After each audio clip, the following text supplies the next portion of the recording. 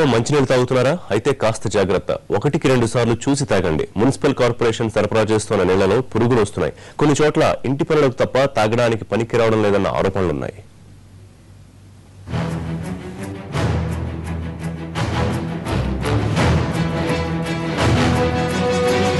Bezawada corporation సరఫరా చేస్తున్న కుళాయి నీరు కప్పు కొడుతోంది. రక్షిత మంచినీటి కోసం అక్షరాల 27 కోట్ల రూపాయలు ఖర్చు చేస్తున్నా నగర ప్రజల్లో 30% కూడా సురక్షిత నీరు అందటం లేదు.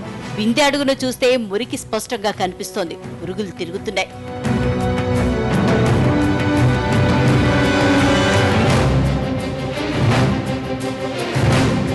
రామలింగేశ్వర్ నగర్, పటమట, సింగ్ నగర్ ప్రాంతాల్లో నీటి కాలుష్యం ఎక్కువగా ఉంది. పురుగులు వస్తున్నాయని ఎన్నిసార్లు ఫిర్యాదు చేసినా ఉపయోగం ఉండటం లేదంటున్నారు స్థానికులు. ఇచ్చిన కాసేపు ఒక రోజు ఎర్రనీళ్ళు పచ్చి పురుగులు వస్తున్నాయి. చాలా పురుగులు పోయి నీళ్ళు పడుకుపోయా ఎరగటాలకు నీళ్ళు అందట్లేదు. రోజు గొడవ పంపుల కాడ ఒక రోజు కొట్టుకుంటున్నారు పంపుల కాడ. జల్లి లేసిన పురుగులు అడుగులు మట్టి పెరిగిపోతుంది. ఇంత మంచిలు పట్టలేదు, నీళ్లు పంపు కూడా పోయింది. అందులో యాసంకాలం మంచినీళ్ళు కూడా దొరకదు. ఇంకెక్కడే వెళ్ళాలి. టెన్ఎంజీడీ ప్లాంట్ పరిస్థితి ప్రశ్నార్థకంగా ఉంది. 25 కోట్ల రూపాయలు ఖర్చు పెట్టి ప్లాంట్ నిర్మించినా ఫలితం లేదు. వాటర్ బెడ్ పగిలిపోవడంతో భూమిలో వ్యర్థాలు ప్లాంట్లోకి చేరుకున్నాయి.